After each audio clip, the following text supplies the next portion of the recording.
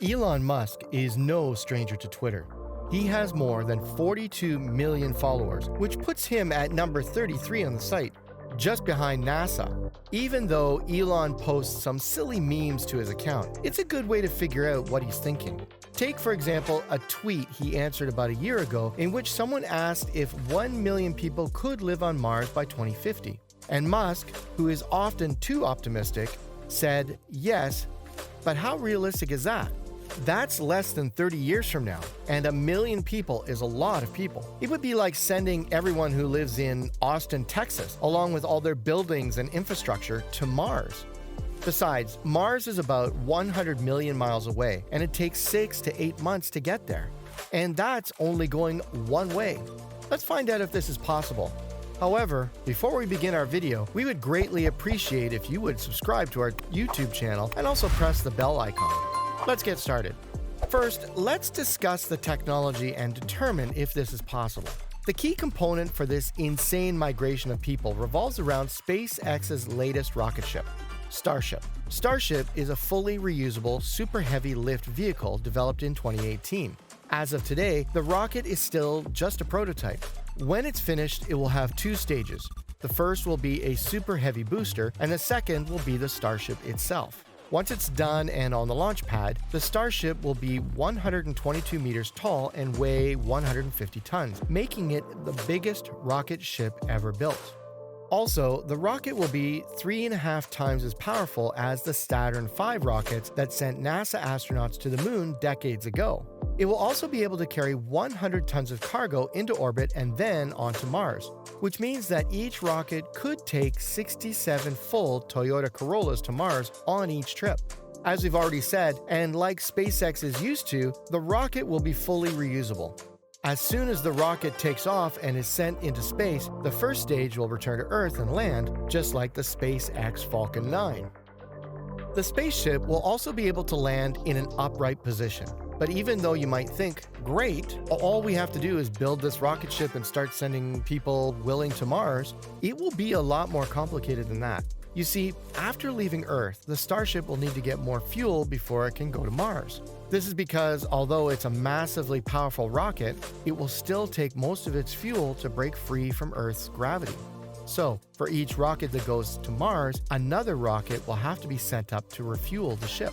But this process is made even harder because the distance between Earth and Mars constantly changes. Mars has what's known as an eccentric orbit, which means that, unlike Earth's orbit, it's not a perfect circle. So sometimes the Earth is only 33.9 million miles from Mars, but other times it's much further away, like 250 million miles. So instead of launching a rocket at any time, it's better to wait for an Earth-Mars transfer window, which happens every 26 months. But this isn't the end of the problems. Under the previous circumstances, there would be no way to get back home because all the fuel would be used up just getting there. And this is why the first people to move there will have to set up a fuel production facility immediately. If not, you'll never be able to return home or use those rockets again. Deep cryomethalox, methane, and liquid oxygen will be used to power the Starship on its way to Mars. The problem, though, will be making these on Mars and finding an efficient way. The solution will likely use the water from melting ice on Mars and a large amount of carbon dioxide in the Martian atmosphere. The fuel can be made with a complicated chemical conversion process, but it will require a lot of energy. It's expected that about 16 gigawatt hours of power made on Mars will be needed to fill the Starship's 1,200-ton fuel tank. So, if you wanted to stay on the surface of Mars for 26 months and wait for the next transfer orbit, you would need to make about 1 kilowatt hour of electricity continuously, which by today's standards would take about 10.5 American football fields worth of solar panels.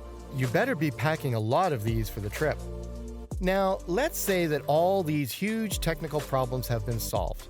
I wouldn't be surprised if Elon did it, but there's still one more huge problem with how to get there. At the moment, SpaceX hopes to send the first people to Mars in the middle or late 2020s, which would leave just 25 years to reach the goal of 1 million people living on Mars by 2050. There will only be 12 chances to send rockets to Mars in the next 25 years.